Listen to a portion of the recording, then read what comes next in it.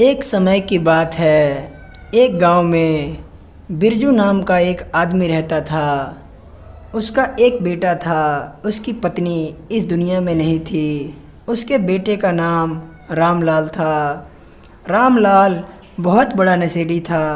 वो रोज़ दारू पी के घर में आता और अपने पापा से रोज़ झगड़ा करता।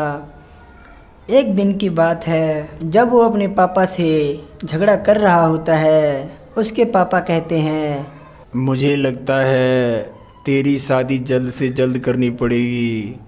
शायद तेरी बीवी के आने के बाद तू सुधर जाए। रामलाल नशे में धुत रहता है। वो अपने पापा की बात सुन के कहता है, शादी शादी मैं नहीं करूँगा पापा। मैं तो ऐसे ही घूमूंगा, पीऊँगा और मज़े करूँगा पापा। हा हा। शादी तो तेरी मैं करा के रहूँगा। मैं तेरी शादी कल की कल फिक्स करता हूँ। बिरजू अगले दिन एक पंडित के पास जाता है और अपने बेटे के रिश्ते की बात करता है। पंडित कहते हैं, ठीक है सेठ जी, मैं आपके लड़के के लिए कल ही एक लड़की का रिश्ता लेके आऊँगा। ठीक है पंडित जी, आप मेरे बेटे की शादी जल्द से जल्द करा दीजिए। मैं आपको बहुत सारा दान दूंगा। पंडित से बात करने के बाद बिरजू अपने घर चला आता है और पंडित अगले दिन एक लड़की के घर रिश्ता लेके जाता है। और पंडित कहता है, और संजय जी, क्या हाल है? ठीक ठाक है ना? सब मज़े में चल रहा है ना? हाँ पंडित जी, सब ठीक ठाक चल रहा है। और बताइए, कैसे आना हुआ आपका? मैं आपकी बेटी रीता के लिए इस गांव के सबसे अमीर आदमी बिरजू सेठ जी के लड़के का रिश्ता लेके आया हूँ। संजय और उसकी पत्नी पंडित जी की बात सुन के बहुत खुश होते हैं और बिना कुछ सोचे समझे रीता की शादी रामलाल से करा देते हैं। एक दिन की बात है, रामलाल बहुत ज़्यादा शराब पी के अपने घर में आता है। रीता उसे देख के बहुत गुस्सा होती है और रामलाल कहता है, अरे खाना लेके आओ, मुझे बहुत तेज भूख लगी है। खाना ले गया। रीता उसे देख के बहुत तेज गुस्सा हो जाती है और कहती है, मैं नहीं दूंगी खाना वाना, जाओ निकाल के खुद खा लो। अरे तुम मेरे से जुबान लड़ाएगी? साली, तेरे को मैं अपने घर शादी करा के लाया है, तू मेरे से जुबान लड़ा रही है? चल, खाना नहीं देगी तो चल निकल यहाँ से। अपना बोरिया बिस्तर ले और निकल, जा घर जा, हट। अरे जाओ जाओ, तुम क्या अपने घर से निकालोगे? मैं खुद ही चली जाऊंगी कल सुबह। रीता मन ही मन सोचती है, अगर वो पंडित मुझे कल मिल गया ना, तो मैं उसका मुंह ही नोच लूंगी। किस कमीने से शादी करा दी है मेरी उसने। रामलाल आज बिना खाए सो जाता है क्योंकि उसने खाना नहीं खाया होता। इसीलिए भूख लगने के कारण रात में जल्दी ही उसकी नींद खुल जाती है और वो उठ के चुपचाप बैठ जाता है। फिर वो सोचता है, इसको मैं सुबह यहाँ से भगा के रहूँगा और इसका बनाया हुआ खाना तो मैं अब सारी ज़िंदगी नहीं खाऊँगा।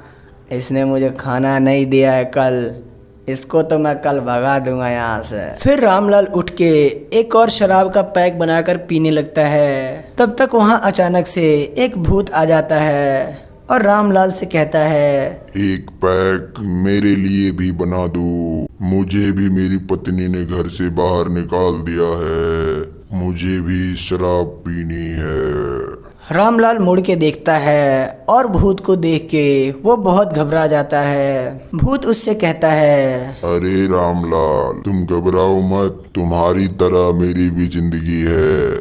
जिस तरह तुम्हारी बीवी तुम्हें परेशान करती है, उस तरह मेरी घरवाली भी मुझे परेशान करती थी। मुझे भी एक पैक बना के दो पीने को, ताकि मैं चैन से एक रात सो सकूं। रामलाल घबराते हुए कहता है, आप भूत हो और फिर भी आपको आपकी पत्नी ने सताया है? फिर भूत अपनी कहानी सुनाने लगता है और कहता है, मैं भी तुम्हारी तरह बहुत शराब पिया करता था। एक दिन जब मैं अपने घर में शराब पी के गया तो मेरी पत्नी मेरे पे बहुत भड़की। वो मेरे पे बहुत गुस्सा हुई और उसने मुझे एक बेलन से बहुत मारा। उसके मार खाने के कारण मेरी मृत्यु हो गई और आज मैं तुम्हारे पास हूँ। मेरी वाली भी मुझे बहुत धमकी दे रही थी, झगड़ा कर रही थी। इसका तो मैं खून पी जाऊंगा अगर ये मुझे मार देगी तो। तुम्हारी तरह डरपोक नहीं हूँ मैं जो अपनी बीवी से डर जाऊं। देखो इसका सुबह क्या हाल करता हूँ मैं। ठीक है, वो तो सुबह पता चल जाएगा। फिर रामलाल और भूत दोनों एक एक पैक पीते हैं और भूत अपने घर चला जाता है और रामलाल वहीं सो जाता है। अगले दिन सुबह जब रामलाल उठता है अपनी पत्नी से कहता है, अरे यार तुमने कुछ रात को मुझे खिलाया नहीं है क्या? मुझे बहुत तेज भूख लगी है। हाँ, आप तो यही चाहते हो ना कि आप शराब पी के आओ और मैं आपकी आरती उतारूं और खाना खिलाऊं मुंह में। हाँ रीता, तुम्हारी कसम, मैं कभी भी अपने मन से नहीं पीता हूँ। मेरे दोस्त मुझे ज़बरदस्ती पिला देते हैं। मेरी आपसे कोई शिकायत नहीं है। मैं बस आपसे इतना कहना चाहती हूँ कि आप मेरी कसम खाओ कि आज के बाद आप दारू नहीं पियोगे। ठीक है रीता, मैं दारू नहीं पीऊँगा आज के बाद। सारा दिन सब ठीक ठाक रहता है। धीरे धीरे शाम होती है, रात होती है। दोनों खाना खा के सो जाते हैं और फिर जब आधी रात होती है वहाँ भूत आता है और रामलाल से कहता है, अरे रामलाल, तुम तो कल बड़े 30 मार खा बन रहे थे, आज क्या हो गया? पीना छोड़ दिया है क्या? रामलाल की नींद खुल जाती है। रामलाल उठ के बैठ जाता है और उससे कहता है, कल आप ही ने तो कहा था कि आपकी पत्नी ने आपको बहुत मारा था, तो मैं मरना नहीं चाहता हूँ, इसलिए मैंने अपनी पत्नी की बात मान ली है और उसकी कसम खा ली है कि आज के बाद मैं नहीं पीऊँगा। अरे यार, तुम तो बहुत डरपोक हो यार। मेरी पत्नी तो मारती थी फिर भी मैं पीता था। ज़्यादा नहीं, बस एक पैक बना के पीते हैं और किसी को कुछ पता भी नहीं चलेगा। सुबह तक तुम्हारा नशा भी उतर जाएगा। रामलाल को ये आइडिया बहुत अच्छा लगता है और वो पैक बना के फिर पी लेता है। और जब सुबह उठता है तो उसके मुंह से बास आ रही होती है जिसको सूंघ के रीता कहती है, अच्छा, तो तुमने मेरी कसम तोड़ दी ना? तुमने रात को दारू पी है छुपके है ना? रामलाल कहता है, अरे नहीं यार, मैंने नहीं पी, कसम से, तुम्हारी कसम, मैंने दारू नहीं पी है कल। अच्छा, तुम मेरे से झूठ बोलने लगे हो अब? रामलाल का थोड़ा दिमाग खराब हो जाता है क्योंकि उसकी पत्नी बहस कर रही थी।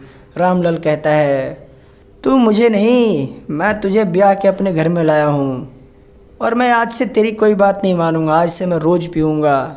तू चाहती है कि मैं तेरे यहाँ भीगी बिल्ली बन के रहूँ, तू जैसा कहेगी मैं वैसा करूँ। ऐसा नहीं होगा, तू देख। तुम भी मेरी एक बात सुन लो, अगर तुम घर में पी के आए ना तो मैं तुम्हारा मुंह नोच लूँगी। रामलाल को बहुत तेज गुस्सा आता है। रामलाल उससे कहता है, चुप हो जा वरना मैं तुझे जान से मार दूंगा। रीता अपने पति से बहुत परेशान हो चुकी थी, इसीलिए आज वो कुछ सोचती नहीं है। किचन से जाके एक चाकू लेके आती है और अपने पति की हत्या कर देती है। और फिर रीता बैठ के रोने लगती है। ये मैंने क्या कर दिया? अपने ही पति को मार दिया है मैंने। ये मैंने क्या कर दिया? ये मैंने क्या कर दिया? मरने के बाद रामलाल भूत बन जाता है और वो भी इधर उधर भटकने लगता है। मरने के बाद भी रामलाल की पीने की इच्छा बिल्कुल कम नहीं होती और रामलाल ठेके पे जाता है और वहाँ देखता है कि वो भूत जो उससे बातें करता था वो भी वहीं पे शराब पीने के लिए खड़ा है। रामलाल उसके पास जाके कहता है, अरे भाई, मैं आप ही को ढूंढ रहा था, कहाँ थे आप? अरे तुम भी भूत बन गए हो क्या? क्या हुआ है तुम्हारे साथ? फिर रामलाल उसको अपनी सारी घटना बताता है।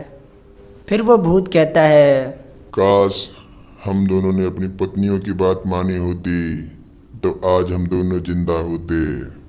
पर कोई बात नहीं, तुम्हारे भूत बनने की खुशी में आज एक छोटा सा जश्न मनाते हैं। जी भर के पिएंगे आज।